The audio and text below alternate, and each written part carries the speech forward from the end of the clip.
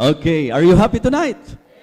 Oh, trademark ko yun eh. Hindi pwedeng mawala yun eh. Yung bang titiyakin po natin na talagang ang bawat isa po'y handang-handa bago ho tayo magpakasaya sa salita ng Panginoon. Alangan po ang mapagpalang salita ng Diyos sa mga hindi handang So kaya kailangan lagi pong kasado ang puso natin para po sa salita ng Panginoon. Actually po, this is my first time na ako po'y mag-i-speak sa inyo na wala po si Mami Carol. Oho. At hindi ho ako sanay na nag-speak ako sa inyo na hindi ako nakakain ng balda pastils ba yun? Diba? Nung mga candies na pang-suporta po sa throat. Ano ho? Na-miss ko tuloy siyang bigla. Pero ngayong gabing ito, I'm sure, ang ating mahal na Mami Carol ay isa sa mga nakamasid sa atin ngayon. Amen? And I'm sure na ngayong gabing ito, ang bawat isa po ay pagpapalain ng Panginoon. Basta ang puso po natin kasado.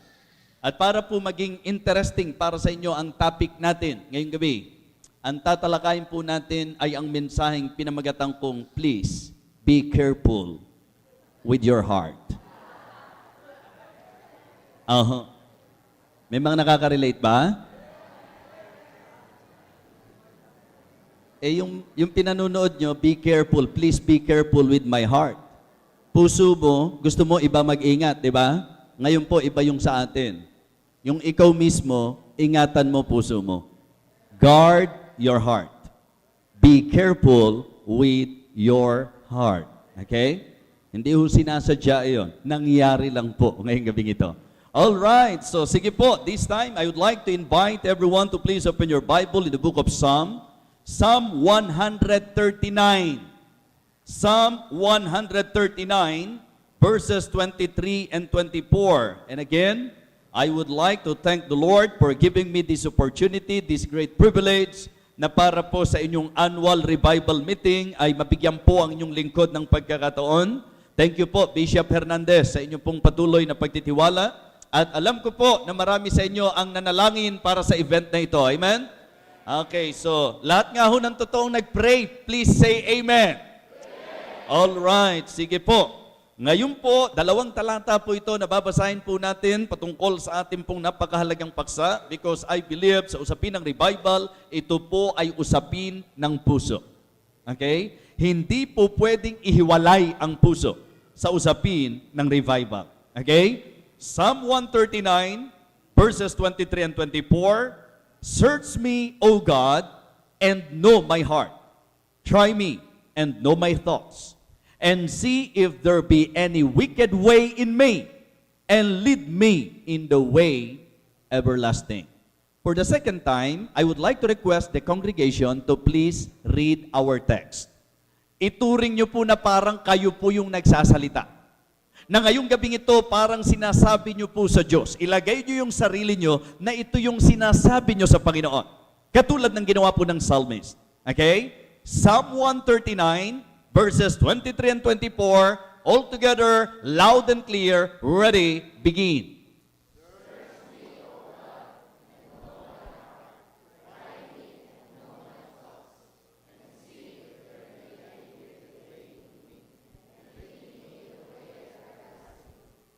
Guard your heart. Please, be careful with your heart. Let us pray. Our gracious, loving God, we would like to thank you again for this opportunity. I really praise you, Heavenly Father, for your word. And tonight, Lord, I need wisdom. I need power from you. Empower me to reach the heart of your beloved people, especially the very objective of this gathering. Please send revival, O God. Nawa, bawat isa po sa amin, open sa iyo ngayong gabi. Na talagang nandito kami to listen to your word. Nandito kami, Panginoon, to meet our spiritual need. Upang pakinggan ka, upang sundin ka, upang magpasakop sa iyong banal na salita. Panginoon, kung wala ka, wala po kami magagawa. Kaya ngayong gabing ito, saway mo po ang lahat ng gawa ng kaaway. Huwag mong hayaang siya po ay magkaroon ng pagkakataon upang guluhin kami. Kundi bawat isa po sa amin, may we focus our minds, our hearts, O God, in listening to your word. Lord, accomplish your will in our midst tonight. Thank you so much. Sa iyo po kami buong pusong nagtitiwala, aming Ama. Sa matamis at dakilang pangalan po ng aming Panginoong Jesus, ito pong aking panalangin. Amen. Amen. Okay, please be seated. Siguro po, sa usapin ng puso, bigyan pansin muna natin yun sa pangkalahatan. Mga kapatid, the Bible is actually very clear in the declaration about the heart of man. In Jeremiah chapter 17, verse number 9, the heart is deceitful above all and desperately wicked. Who can know it? And then sabi po ng Bible, ang sabi ng Diyos, I the Lord search the heart. So gusto ko munang magsimula po tayo na kahit sa mga bisita po natin, gusto ko pong maging klaro sa inyo na kung ang pag-uusapan sa pangkalahatan tungkol sa puso, according to the Word of God, by nature, in reality, the heart of man is deceitful and desperately wicked. Kumbaga po ang pinag-uusapan natin, deceived heart. Okay? Ang pinag-uusapan po natin, deceitful heart. Ang pinag-uusapan po natin, desperately wicked. Yan ang klase ng puso ng tao. Hindi kailangan turuang maging masama ang tao. Ang tao sa kanyang pusong taglay, likas niya ang kasamaan. Meron ba kayo nakitang bata na nung ipanganak? Anak, gusto ko bata ka pa lang, sinungaling ka na. Diba? Maganda ang plano ko sa iyo, anak. Gusto ko ikaw ang kilalaning pinakatalamak na sinungaling. Meron ba sa inyong magulang na ganyan ang ginawa sa anak? Diba? Pero napansin niyo po ba, ang anak niyo sa kanyang kalikasan, lumaking nagsisinungaling? Why? Dahil tinuruan mo magsinungaling? No! Hindi mo kailangan turuan kasi yan ang puso niyan eh. Yan ang likas ng tao. Ang Bible ay hindi po pwedeng magkamali na ang tao sa pangkalahatan because we are all sinners and concerning the heart of man, the Bible says the heart is deceitful above all and desperately wicked. Who can know it? Ang Diyos ang nagsabi, akong nakisisiyasat ng puso. Kaya ang Diyos na nakakasiyasat ng puso na nagsabi, ang puso ng tao sa pangkalahatan, daya, mandaraya, at tunay na masama. Eh ngayon, ano ngayon ang mangyayari sa tao? Siyempre, dahil sa klase ng pusong taglay po natin, puro pa impyerno tayo. So, ang kailangan natin, binagong puso. Ang kailangan natin, pusong nahugasan. Ang kailangan po natin, mga kapatid, ay pusong napatawad. Kaya dyan ho pumapasok ang salvation. Na ang tao by nature, we are all sinful, all are sinners, and God so loved the world that He gave His only begotten Son, that whosoever believeth in Him should not perish, but have everlasting life. He came to seek and to save that which was lost. Ako'y likas na masama, ikaw ay likas na masama. Sasabihin ko sa inyo to, kahit yung pinakamabait na kilala mo, pag inusisa mo, makasalanan din. Yun nga ang rason kung ba't di tayo dapat naghahatulan sa isa't isa. Sino kang hahatol? Pare-pareho lang tayong makasalanan. Tama po? At dahil lahat tayo makasalanan, mapapahamak tayo. Pero dahil mahal ng tao ang Diyos, ang ginawa ng Panginoon, ibinigay niya ang kanyang bugtong na anak upang magtigis ng dugo. At ang dugo na yan, ang tanging makapaghuhugas at makapaglilinis sa kasalanan ng tao. Kaya ang tao pag na-save, ang tao pag totoong nanampalataya, nagsisi, tumanggap sa Panginoon, siya po ay mayroong binagong puso. Ngayong gabi kasi, ang pag-uusapan natin sa usaping mananampalataya na. Kasi revival ang ating pong concern. Diba? Ang pinaka ating pong sinesentruhan ngayon ay usaping pang mananampalataya. And I would like all of you to understand tonight through this message na sa usapin ng puso, kahit mananampalataya na, pwedeng magkaroon ng problema sa puso.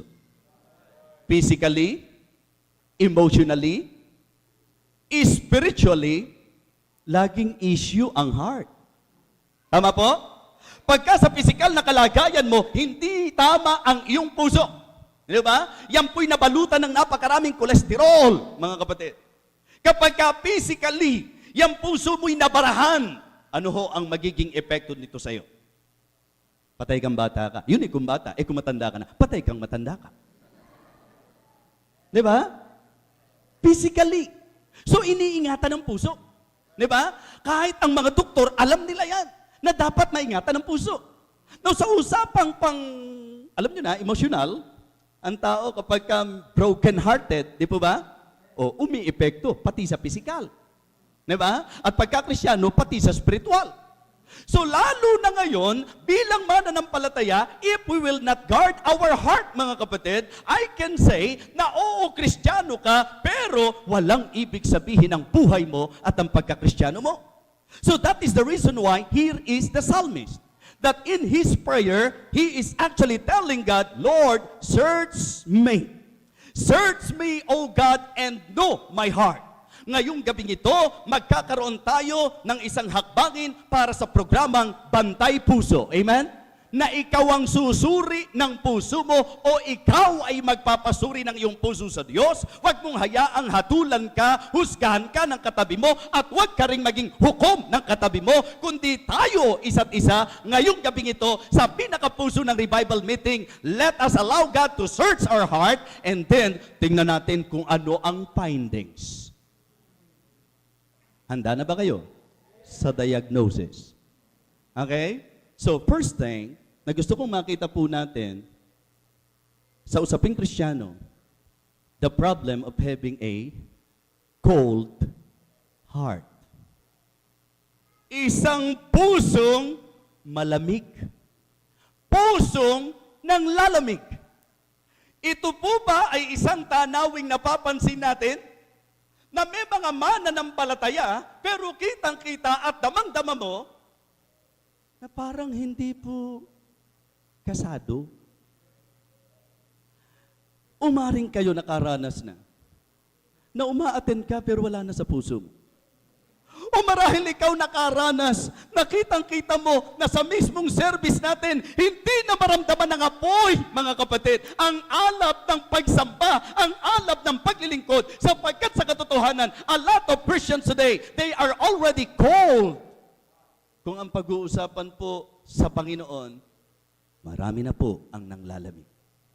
Isang magandang halimbawa, Revelation chapter 2. This is about the life of the Ephesus church. And try to compare, try to see the clear picture in the life of this church. Revelation chapter 2, beginning verse number 1.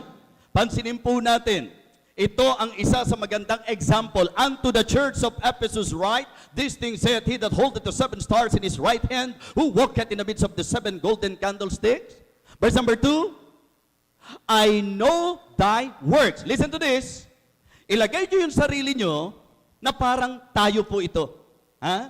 Mga kapatid, gusto ko pong tingnan natin ngayong gabi na ilagay nyo ang sarili nyo na tayo po ito. Na nakita ng Panginoon na nung ikaw ay nagpasimula, ang sipag mo sa gawain. Nakita ng Diyos ang mga gawa mo. Yung bang kapag kami gawain, lagi kang kasama. Yung kapag kami gawain, lagi kang excited. Yung kapag kami gawain, nangahata ka pa ng iba. Okay? I know thy works. At higit sa lalim ng works, ang sabi niya, and thy labor.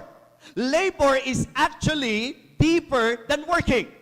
When we consider the word labor, it is not just working, kundi ito po ay hindi lang basta gumawa, kundi nagpagod, nagpagal. Ibig sabihin, isang mananampalataya o isang iglesia na hindi lang handang gumawa, kundi handang magpagod, handang magsakripisyo, handang magtiis sa gawain ng Panginoon.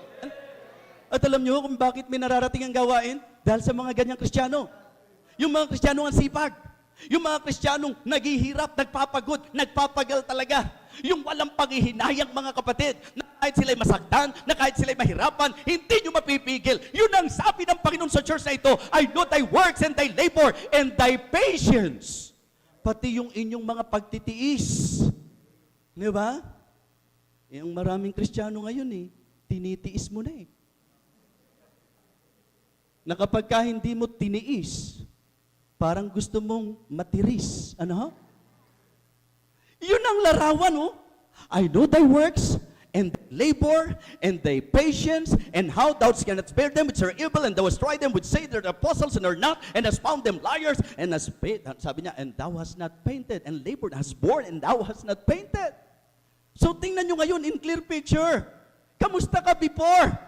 Anong klaseng puso? Alab. Sa gawain ng Panginoon meron ka. Ikaw pa yung sinasabi rito na napakasigasig mo, napakasipag mo, kasama ka sa trabaho, kasama ka sa pagpapagal, talagang kahit masaktan, kahit magsakripisyo, pag may bibiling property para sa gawain ng Panginoon, handa kang mag-invest, handa kang mag-sacrifice, handa kang tumrabaho para may accomplish sa gawain ng Panginoon. Amen?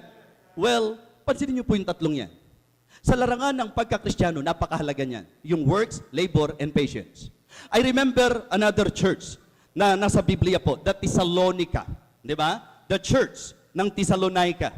In 1 Thessalonians chapter 1 and verse number 3, si Apostle Pablo is giving commendation to the church of Thessalonica. At ang sabi niya in verse number 3, remembering without ceasing your work of faith and labor of love and patience of hope.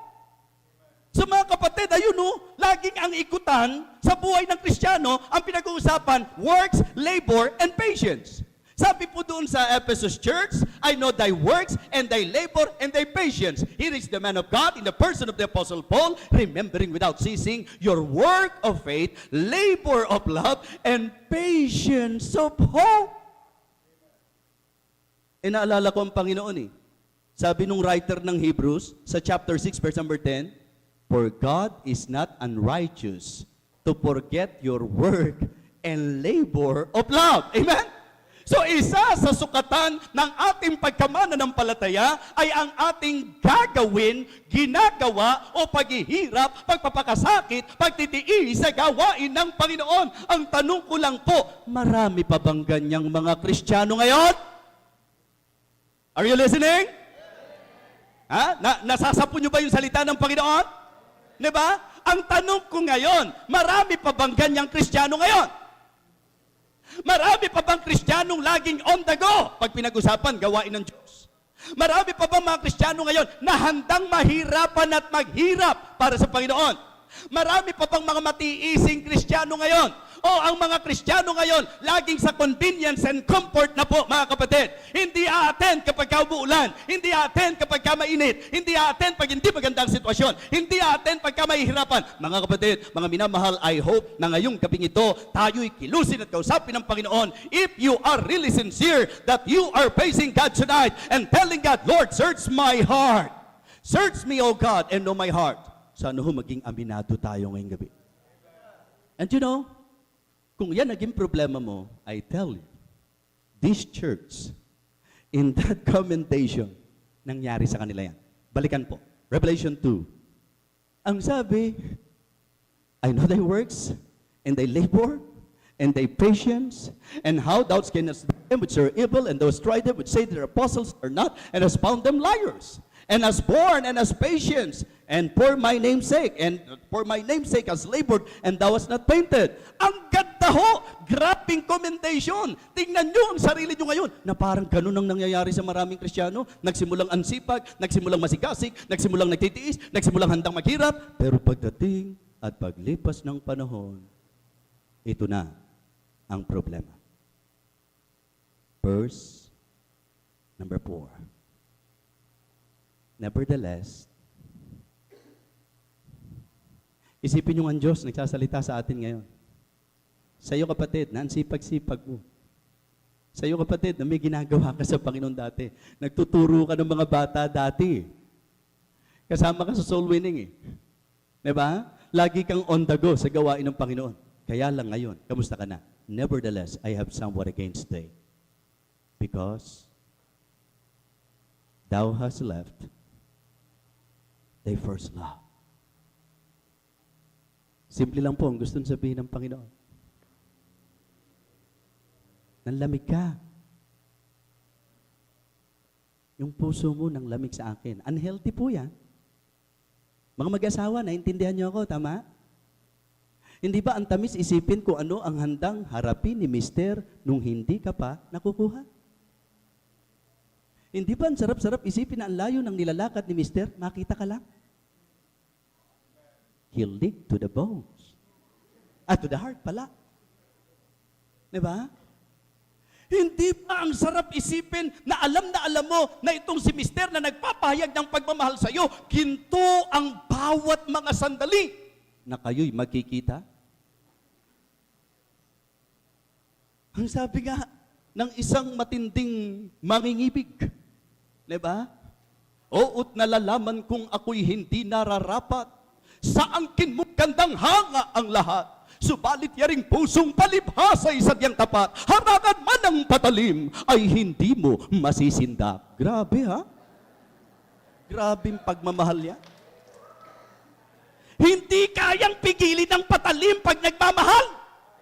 Hindi kayang bawal-bawalan. Kaya pag ang Kristiyano in love sa Diyos, hindi mapipigilan. Amen? Pero kamusta na tayo ngayon? Ngayon wala namang pigilan eh. Maraming Kristiyano ngayon wala namang pumipigil, hindi uma-attend. Diba? Wala namang pumipigil, ayaw magbigay. O anong nagbago? Puso. Kaya kahit Kristiyano ka na, meron kang dapat bantayan at ingatan sa puso mo. Ingatan mo na isang araw, maging malamig ang puso na yan. Amen? Ha? Mga kapatid, the problem of having a cold heart.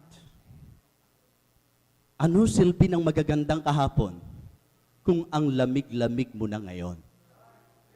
Kaya sabi ng Panginoon, balikan niyo po, nevertheless, ang Diyos ang Panginoon ang nagsabi sa church, nevertheless, I have somewhat against thee because thou hast left thy first love. And God gave them warning.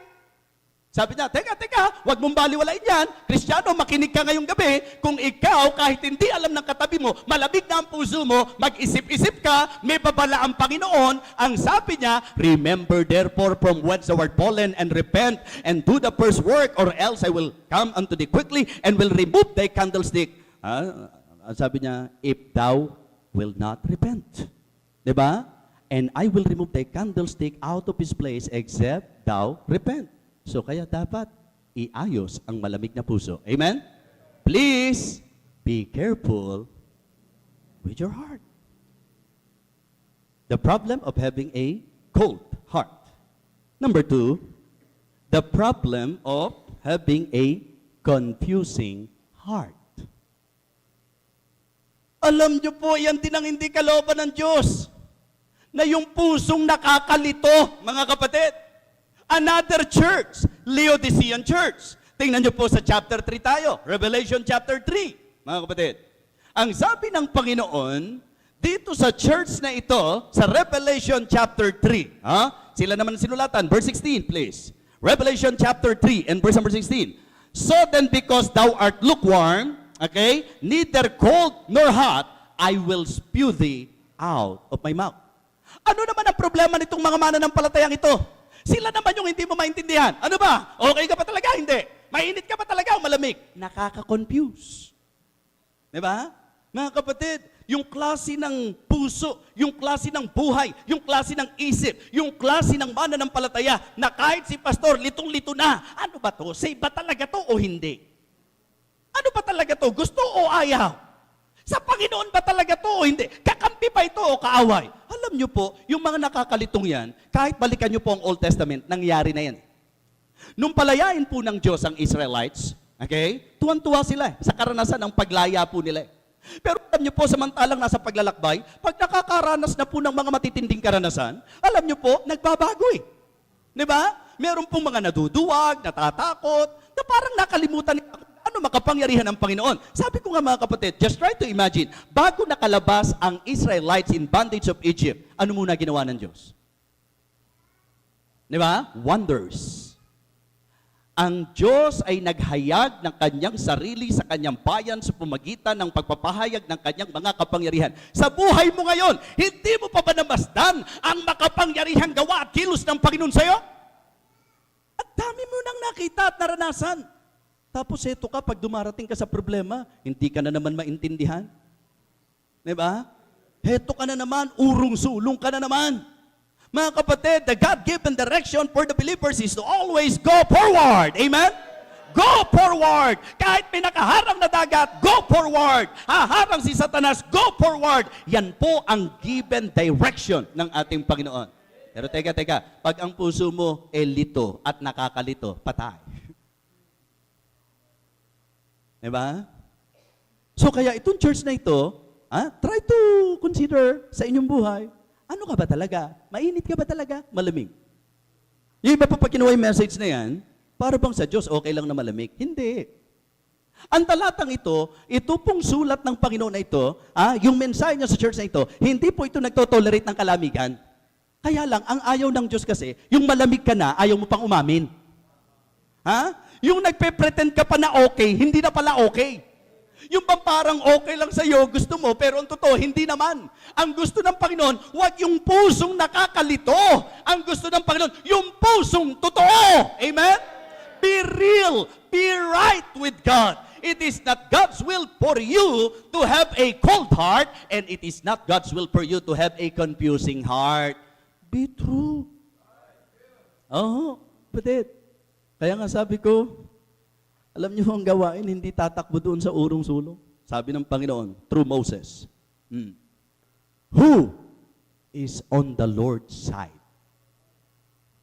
Sa palagay niyo kaya, kung convincing ang buhay ng mga taong yon, kailangan pa ng tanong na ito? Diba? Yan ang isang malungkot na katotohanan sa buhay kahit ng church. Na yung pastor hindi makasiguro sa mga tao. Talaga bang Kristiyano tong mga ito? Talaga bang kakampit to sa gawain? Ba't kung kakampit to, tuwing may gagawin tayo? Ngayon pa isasabay. Tusgas, ang hirap ng buhay. Di ba? Samantalang para sa Diyos ang gagawin. Di ba? Kung talagang kakampito, bakit hindi amen? Kung talagang kakampito, ba't di kaayon ang salita ng Diyos? Kung talagang kakampito, bakit parang malalim at patago? Parang laging, alam niyo po, parang laging merong ginagawang magic. Nabarid? Tingnan niyo po yung message na yan. Angatan niyo po. Verse number 15. Verse number 15. I know thy works, that thou art neither cold nor hot. I would the word cold or hot. So ang Diyos, walang problema because I, the Lord, search the heart. Meaning, ang Diyos mismo ang nagsasabi, alam ko puso nyo, at eto kayo, kayo yung nakakalito. Hindi maintindihan kung mainit o malamig.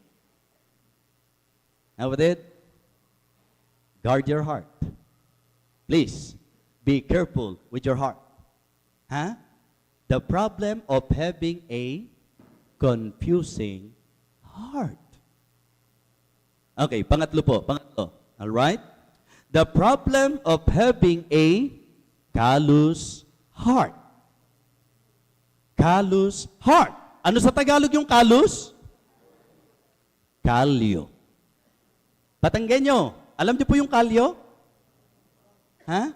Yung tumigas na balat? Itong problemang ito, isang bagay din na dapat bantayan natin. Na baka mamaya kaya hindi ka na tinatablan, may kalyo na. Baka mamaya kaya hindi ka naapektuhan, may kalyo na. Yan po ang ating konsepto sa message bukas. Yung epektibong salita ng Panginoon, the effective work of the Word of God. But listen, ito ang isang problema, dapat ingatan natin na tayo po'y magkaroon ng tinatawag na callous heart. Matigas na puso. Malamig, nakakalito, di ba? At ngayon po, yung matigas na puso. Hosea chapter 10, please. Hosea chapter 10. Okay? Kaya kailangan ng revival kasi merong mga kailangan bungkalin. Merong mga kailangan bakbakin. Di ba? At alam niyo po mga kapatid, hindi po ito bigla. Ito mga kapatid, pag inaral po natin from the Word of God, ito po'y nagpapasimula doon sa nung una, inignore mo hanggang sa naging habitual, hanggang sa isang araw, ang tigas na, manhit na, wala nang pakiramdam. Nung una, naaaray ka pa eh. Nung una, nakukonvict ka pa eh. Pero sa paglipas ng panahon, kinalyo na. Ako po ay pagka pinaggitara nyo ngayon, konting-konting tipahan pa lang, susuko na ako. Kasi gumuguhit dito yung pinaka, ano ba tawag doon? Yung kwerdas. Diba? At ang nangyayari po, parang magsusugat. Kasi ang kutis ko po at ang skin ko po kasi, balat sibuyas po mga kapatid. Hindi ako na-use. Kaya ang tendency po, ang mangyayari po, pag nasaktan, titigil ako. Alam niyo po ang tama, di ba? Habang nasasaktan ka, tuloy lang. Kasi isang araw kakapal na yan. Kaya yung mga gitarista, makikita nyo po, kahit anong tikilada niyan at tipa, wala na, hindi na nila na, kasi may kalyo na eh. Pwede na, areglado na po sila doon. O okay po yun sa ganun. Pero sa salita ng Diyos, pag ikaw tinamaan, huwag mong babaliwalain. Kailangan pa-apekto ka kaagad. Ha? Kasi nung una, baka nakukonvict ka pa nung ipinipreach yung mga hindi nagtatights. Baka bagabag ka pa. Ako hindi. Panginoon, bigyan mo naman ako ng... Pero habang tumatagal at nasasanay ka na, di ba? Wala ka ng pakialam. Di ba? Kahit anong sigaw pa ang gawin ni pastor, baliin mo, litid mo dyan, pastor, wala akong pakialam. Di ba? Yung pag-ibig sa kaluluwa ng tao, yung pagmamahal sa gawain ng Diyos, di po ba? Now, tingnan niyo po, here's the problem of these people. Ang sabi po ng Hosea chapter 10 and verse number 12, sow to yourselves in righteousness. Di ba? Reap in mercy. Ano kasunod? Break up your fallow ground, for it is time to seek the Lord till He come and rain righteousness upon you. Sa puntos natin, ang gusto ko makita yung larawan ng puso ay ang paglalarawang ibinigay dito sa sulat na ito. Isang larawan ng tigang na lupa. Alam po ba ng mga Batanggenyo yung tigang? Yung tuyot, yung tumigas. Ito po yung kahit na umulan, hindi po, di ba, sinisip-sip ng lupa yung tubig. Kaya nasa ibabaw lang. Di ba? Yun po yun. Yung tigang na lupa. Ganyan ko po gustong ipakita ang isang posibleng problema na kaya pala maraming Kristiyano ang hindi na-affected ng mga services, ng mga preaching because yung heart po, fallow ground. Tigang na. Wala na pong dating ang salita ng Diyos sa kanya. Sapagkat ito po ay matigas na, mga kapatid. Tigang na lupa. Sa puntos natin, kalus. Kinalyo na po. At alam niyo, sabi ng Bible, break up your fallow ground. Bungkalin. Kailangan po na bungkalin po yan sapagkat mawawalan ng kwenta ang lahat ng bagay kung tigang yung lupa. Kahit anong ganda ng preaching, wala lang. Bakit? Hindi naman nakapenetrate eh. Kasi nga tuyot eh. Diba? Kaya diyan kayo makakakita ng mga Kristiyano, nakikinig ng salita ng Diyos, parang wala sa sarili. Diba?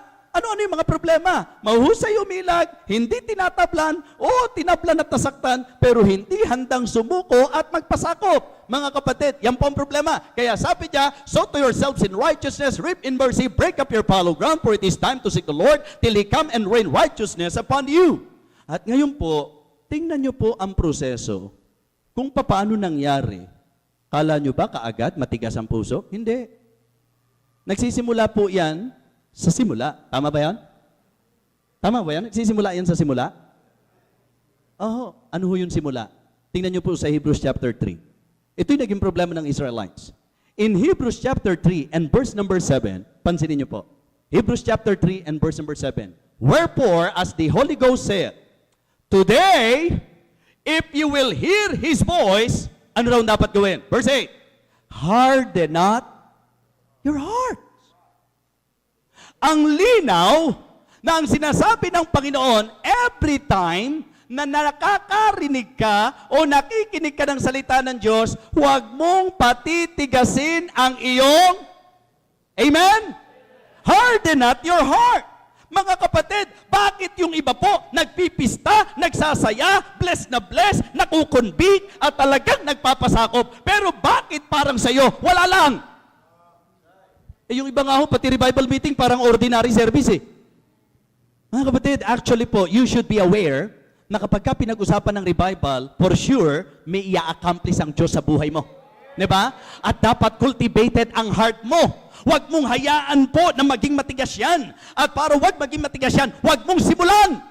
Huwag mong simulan na patitigasin mo yan, mga kapatid. Pagka narinig mo, today, if you will hear His voice, harden not your heart as in the provocation. Sinabi niya yung tungkol doon sa pangyayari sa mga taga-Israelita, mga kapatid, mga Israelita, na kung saan ang pinaka nakakalungkot na katotohanan, sila po'y hindi nakaentrada sa promised land. Hindi nila na-enjoy. Nakalabas nga sa Egypt, hindi naman nakapasok sa promised land.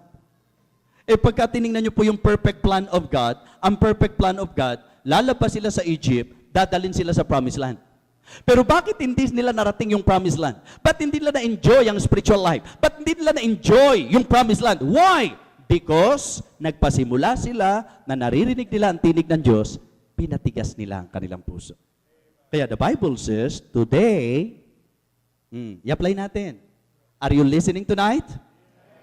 Sana ho kung nangungusap ang Diyos, harden not your heart. Lord, sa unang puntos pa lang po, sa pool na ako eh. Diba? At alam ko, makikinabang ako kapag nagbigay pansin ako. Sa unang puntos pa lang, cold heart, hindi na ako makatanggi, Panginoon. I can now say, after watching and guarding my heart, as you search it, O God, nakita ko, meron akong problema, medyo cold na ako. Yung bang habang nakikinig ako ng preaching, naisip ko, Pastor, ako yun yung dati, ang sigla-sigla, dati talagang handang gumawa, dati handang magpagal, dati talagang handang mainitan, magpawis, magpakasakit, magpakahirap, magtiis. Pero ngayon, parang hindi na ako ganun cold heart. Confusing heart, yung bang ayaw umamin sa totoo. Kung may problema, aminin na natin may problema. Kung may dapat iayos na po natin. Amen? And as you listen to the message, harden not your heart. Ano ngayon ang naging problema? Ang sabi ng Bible, tingnan niyo po yung epekto ng heart na ito. Yung kanilang matigas na puso at kinalyong puso ang nagdala sa kanila sa pusong hindi nagtiwala sa Diyos. Diba? Tingnan niyo po ang sabi ng last verse ng Hebrews chapter 3. Last verse. Yung pinakahuling talata po ng Hebrews chapter 3. Ang sabi po niya, mga kapatid, so we see that they could not enter in because of unbelief. Himayin po natin, para ma-enjoy nyo po. Balik mo sa verse 8. Harden not your heart as in the provocation, as in the day, the temptation in the wilderness. Verse number 8. Okay? Ang sabi niya, in the day of temptation in the wilderness. Tuloy. When your fathers tempted me, proved me, and saw my works 40 years. Just try to imagine, kung gaano nila nakita. Naranasan ng lahat yan. Tuloy. Wherefore I was with that generation and said, they too always err in their heart, and they have not known my ways. Ang salita po ng Diyos ang nagsabi na itong mga taong ito, mali ang puso nila. Laging mali ang kanilang puso. Kasi nga walang taong patitigasin ng puso na tama. Pag pinatigas mo puso mo, diyan ka na mamali. Ayaw mo makinig, diyan ka na mamali. Diyan ka sumasablay. Diyan mo hindi nagagawa ang kalooban ng Panginoon. So, harden not your heart. Amen? Para hindi maging erring heart yan. O tuloy po, verse 11. So I swear in my wrath, they shall not enter into my rest. Verse 12. Take heed, brethren, lest there be in any of you, listen to this, an evil heart of unbelief in departing from the living God. Tingnan niyo ang Kristiyano, pagka pinatigas niya ang puso niya, dalawang bagay ang magiging kapahayagan. Magiging erring heart and evil heart. Diba? Pag ako po, parating sa buhay natin. Pagka ang magulang natin sa panimula, hindi mo sinunod, kala mo okay, nakakalagpas ka, sige. Pero ang hindi mo nakita, ano nangyayari sa buhay mo? In not listening to your parent, ano nangyayari? Mga kapatid, lalo na sa Diyos. If we will not listen to God, if you will harden your heart to God, believe me, mamamali ka, mapapasama ka. Tama po? So kaya ngayong revival, ang magandang unang gabi natin ay surian ng sarili. Kapatid, hindi pa ba cold? Hindi pa confusing? Hindi ba kalos? Hindi ba kalyo na? Tinatablan pa ba? Kaya sabi ko maganda, sundan niyo po ito. Kasi bukas naman, ang pag-uusapan natin ay yung effective work of the Word of God. Yung talagang inaasahang dapat makapangyarihan at mabisang paggawa ng salita ng Panginoon. Now, ngayon mga kapatid, ito pong mga bagay na ito ay ating dapat maiwasan. Di ba? Guard your heart. Cold heart? Confusing heart? Callous heart? Hindi ba ganyan ang puso natin? Pastor, anong gagawin ko? Kung ako'y nasablay na, kung ako'y nalihis na, kung ako'y nagkasala na, kung ako'y namali na, kung ako'y nandito na, nakalugbok na, anong dapat natin gawin? Heart pa rin ang issue. Diba? Iayos natin ang puso natin sa Diyos. Amen? Okay, tingnan niyo po ang isang halimbawa ng taong nagkasala, namali at nalihis, bumagsak, sumablay. In the person of David. Diba? After the confrontation, naganap po ang confession, mga kapatid. Because of that correction. Tingnan niyo po ang nangyari. Psalm chapter 51, please. Psalm chapter 51. Kaya hindi ho tama na nakinig ka ng preaching, tinamaan ka na ng preaching, nagalit ka pa at nag-isip ka pa ng masama. Naging malisyoso ka pa, pinatamaan ako ni pastor. Mga kapatid, sabi ko nga sa inyo, kay pinatamaan kahit hindi. Ang issue rito, Word of God ba yan? Kung Word of God yan, yun ang issue. Hindi kung anong intensyon. Wala kang kakayahan para i-judge ang intensyon ng nagsasalita. You better examine and search. Is it God's Word? Kung ito'y salita ng Diyos, you ought to listen. If it is God's Word, you need to place yourself in subjection to the authority of God's Word. If God is correcting you, you just said, Amen, Lord, I am willing na maitama. Amen? Ngayong gabing ito, mga kapatid, walang plastikan, magpakatotoo ka. Ang Diyos nakakasiyasat ng ating puso. Umamin ka at hindi alam ng Diyos ang totoong kalagayan ng iyong puso. Kaya makatutulong na magpakababa ka, magtapat ka, umamin ka, at ituwid ang dapat ituwid. At ingatan natin ang ating mga puso. Amen? Tingnan niyo po ang nangyari kay David. Naapektuhan. Anong naapektuhan sa Kristiyano? Puso. Ang sabi po ng Psalm chapter 51, okay, Psalm chapter 51, verse number 1. Have mercy upon me, O God, according to thy loving kindness. According unto the multitude of thy tender mercies, blot out my transgressions. Unto thee only have I sinned. Have mercy upon me, O God, according to thy loving kindness. Verse 2. Wash me thoroughly from mine iniquity and cleanse me from my sin. Tuloy. For I acknowledge my transgressions. Kumbaga mga kapatid, I would like all of you to apply dito sa nangyari kay David na kung inihantad ng Diyos na ikaw ang may malamig ng puso, for I acknowledge. Aminin natin, Lord, ako yun na. Kinikilala ko ang kalamigan ng aking puso. Kinikilala ko, Panginoon, na talagang yung nakakalito ang aking buhay. Matigas na ang aking puso. Yun po ang magandang gawin natin. For I acknowledge my transgression and my sin is ever before me. Tuloy. Unto thee, against thee only have I sinned and done this evil in thy sight, that thou mayest be justified when thou speakest and be clear when thou judgest. Behold, I was shapen in iniquity and in sin did my mother conceive me. Kasi ang Kristiyano po, mga kapatid, hindi ho tayo nawala ng matandang likas. Pag nananalo yan, nadadaig pa rin po tayo. Kaya sabi niya, umiral na naman yung kalikasan niya. Di po ba? Yun yung idea po nung sinasabi po dito ni David. Verse 6. Okay? Behold, thou desirest truth in the inward parts, and in the hidden part thou shalt make me to know wisdom. Purge me with hyssop, and I shall be clean. Wash me, and I shall be whiter than snow. Make me to hear. Kaya pala malulungkuting kang Kristiyano. Kaya pala kahit anong gawin ng song leader, hindi ka mapakanta.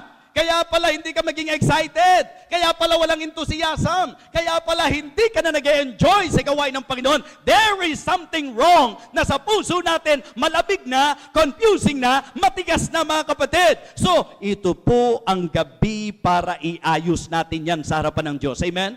For us to once again hear that joy. Make me to hear joy and gladness, that the bones which thou hast broken may rejoice.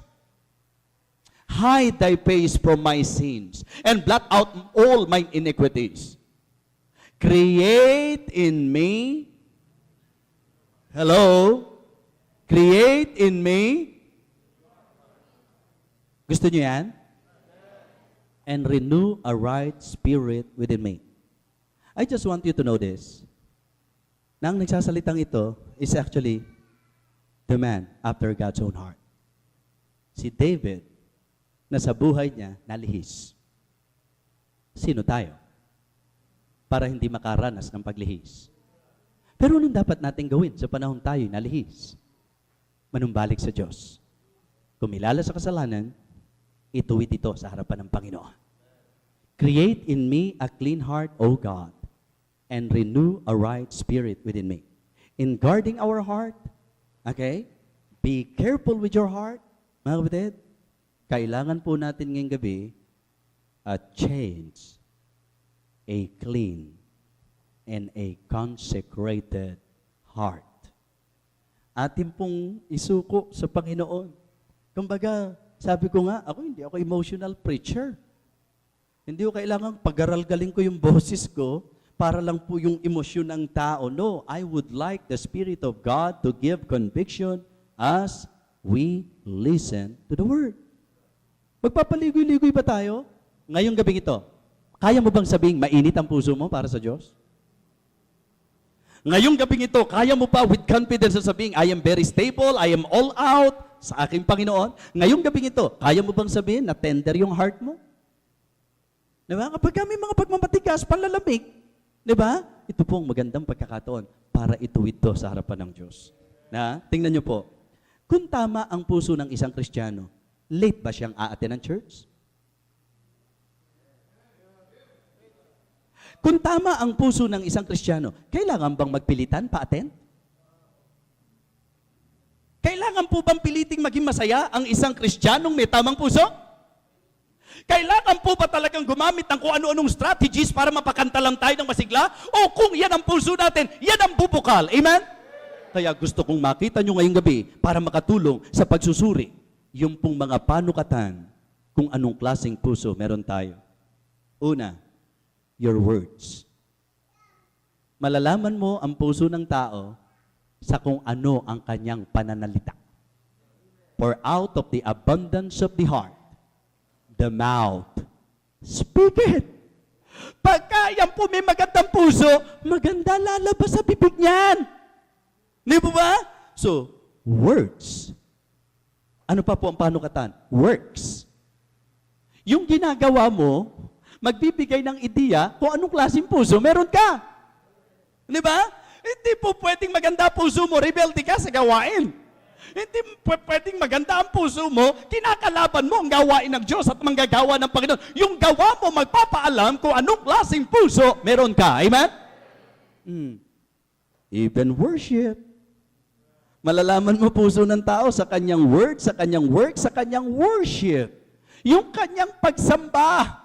Mga kapatid, yan po ang mga panukatan. Yung nasa puso mo, walang nakakakita niyan. Pero yung kapahayagan ng nasa puso, makikita yan. Yung lumalabas sa bibig mo, yung ginagawa mo, yung paglilingkod at pagsamba mo, yan ang magdedetermine o magbibigay ng pagpapakita ng kalagayan mo kung anong klaseng puso meron ka. Amen? Pati po yung kung ano yung pinipigyan natin ng halaga. Diba? Yung worth. Kapag ang puso mo sa Panginoon, makikita yan sa pinapahalagahan mo. Di ba? Colossians chapter 3, verse 1. If ye then be risen with Christ, seek those things which are above, where Christ sitteth in the right hand of God. Set your heart, your affection, your mind. Set your affection on things above, not on things on the earth. Kaya pagka maganda puso niyan, ang gusto niyan, puro sa Diyos. Yan yung klase ng Kristiyanong hindi maiidip sa worship. Yan yung Kristiyanong nag-e-enjoy sa salita ng Panginoon. Yan yung Kristiyanong laging sabik kapag ang pag-uusapan tungkol sa Diyos. Hindi po siya yung materialistiko, hindi po siya yung ang lahat ng kagustuhan niya, puro mga bagay ng mundong ito, lilipas ang lahat ng bagay niyan. Pero kapag ang isang Kristiyano maganda ang puso, mga kapatid, maniwala kayo, ang pinapahalagahan niyan, mga bagay ng Diyos. Amen? Hindi mga bagay nalilipas. Kaya palagay ko po, pwede na nating tapusin ang mensahe. At ngayon po, walang kwentang natapos ang mensaheng ito kung wala itong nai-accomplish sa buhay mo. Palagay ko po, ang maganda ngayong gabi, Yung bang magpakatotoo tayo sa harapan ng Diyos. Yung bang hindi kailangan gamitan tayo ng strategy, kundi magiging totoo lang tayo sa narinig natin. Paano kaya pinakita ng Diyos yung heart ko? Hindi sa tingin ni katabi, hindi sa iniisip ng iba, kundi yung ikaw mismo as you listen sa preaching. Paano mo nakita puso mo? Pastor, ayoko po may kalamigan. Hindi man ako malamig na malamig, pero may mga kalamigan na nararamdaman ko sa aking puso. Yung bang ako mismo, hindi ko ma-definite kung saan ba talaga ako nakatayo. At ang problema ko, Pastor, may mga times na parang kahit anong preaching, parang wala nang epekto sa akin. Ngayong gabing ito, be careful with your heart. Guard your heart and make your heart right with God. Amen? What you need tonight is humility. You come to the Lord and then pray to God, Lord, make me to hear joy and gladness. Create in me a clean heart, O God, and renew a right spirit within me. Huwag na ho tayo magpakatagal. Kung ikay kinilos ng Panginoon, may pinakita ang Diyos sa iyo at gusto mong itama, ito po ang altar. Kayo ng Diyos ang makita. Tumayo po kayo. Lapit po kayo. Kausapin niyo po ang Panginoon. Lord, thank you for the message. Napakaliwanag po. Ito ang talagang unang dapat sentrohan sa revival, puso. Diba? Kaano ka kasipag noon? Kaano ka kaaktibo? Kaano ka handang mahirapan? Kaano ka nagsasakripisyo? Kaano ka nagtitiis? Kaano ka kasaya? Kaano ka kasigla? At kamusta ka na ngayon? Diba? Paano ka tumutugon sa salita ng Panginoon?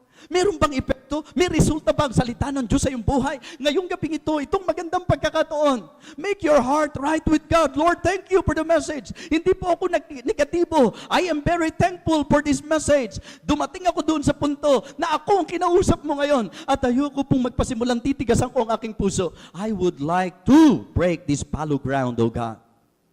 Gusto ko po ma-break itong fallow ground na ito. Sige po, mga kapatid. Ngayong sandaling ito, if God is talking to you, be like David. Yes, sumablay, nagkamali siya. Pero nakita niyo po kung gaano siya nanikluhod sa Diyos at hiniling sa Diyos na iayos ang kanyang puso. Ang laki-laki po ng kinalaman ng puso, mga kapatid, sa buhay natin bilang mananampalataya. Ito po pwedeng magdala sa maayos na pagsasalita, sa mabubuting gawa, sa isang magandang pagsamba, mga pagpapahalaga sa mga bagay na ukol sa Panginoon. Sige po, habang kayo'y nasa harapan, pasalamat tayo sa Diyos. Unang gabi pa lang, kinatagpunan niya tayo. Pinakita niya sa atin yung ating kalagayan. Pwede na nating sabihin sa unang gabi pa lang, ini-accomplish na ng Diyos ang aking prayer para sa revival. Sige po, huwag yung sayangin ang paglapit niyo sa harapan. Nakikinig ang Diyos po sa ating lahat. Kausapin niyo po siya. Bishop Fernandez, please.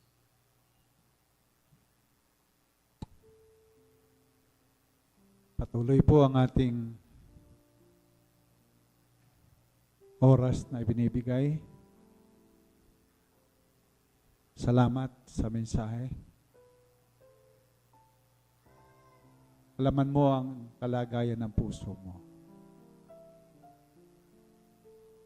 And the only thing that you should do is to face the truth. Lord, I am not that active in your work. Hindi po ako ganyang kasigla sa gawain mo. But Lord, salamat po sa mensahe ngayong gabi. Lord, ngayon pa lang po, ay akin na pong isinusuko ang aking sarili sa iyo.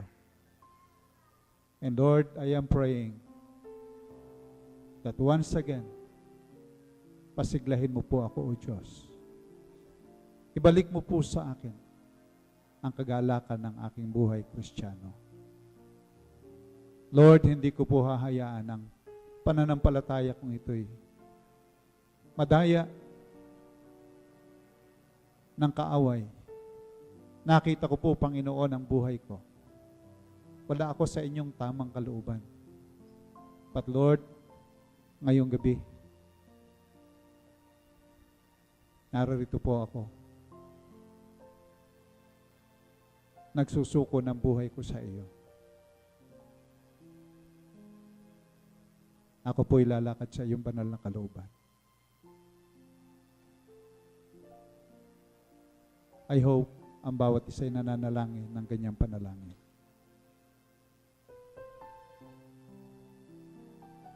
Kung sa gabing ito ay meron pang hindi paligtas,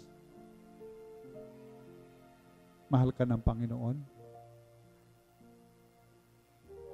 Siya ay nagkatawang tao para sa iyong kaligtasan. Ngayong gabi, nais niyang bigyan ka ng buhay na walang hanggan kung sasabihin mo, yes, Lord. Makasalanan po ako. Nais kong tanggapin si Jesus sa puso ko bilang aking Panginoon at tagapagligtas. Meron po bang magtataas ng kamay para tanggapin ng Panginoon? And I'll pray for you. Thank you. Nakita ko yung iyong kamay. Sabi ng Panginoon, ang sumasampalataya sa Kanya ay binibigyan niya ng buhay na walang hanggan. And that is, one time mo lamang gagawin at ang Panginoon ay totoo sa iyo. Meron pa po ba? Meron pa? Nais mong tanggapin ang Panginoon bilang tagapagligtas. Okay. Diyan sa taas. Meron po bang nagnanais tumanggap sa Panginoon? Mahal kayo ng Panginoon.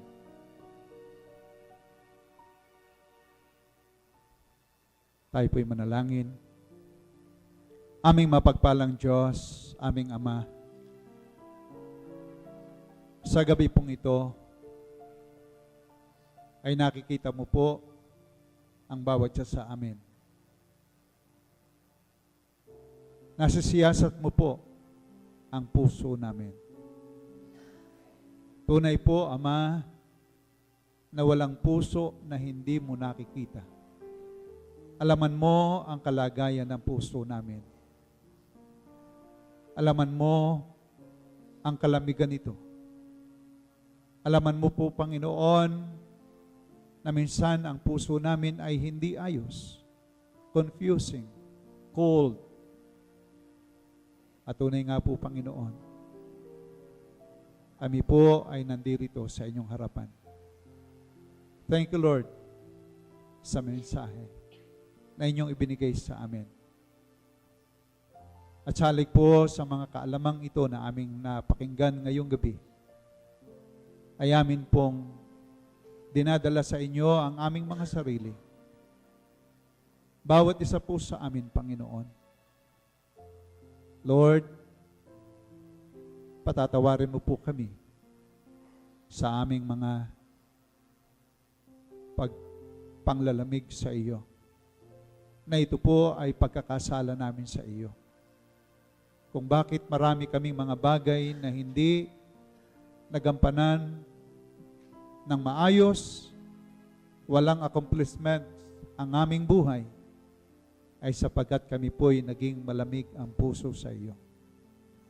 But Lord, tonight, we're coming to thy throne of grace, praying, Lord, na kami po, O Diyos, ay abutin mo ang aming mga puso.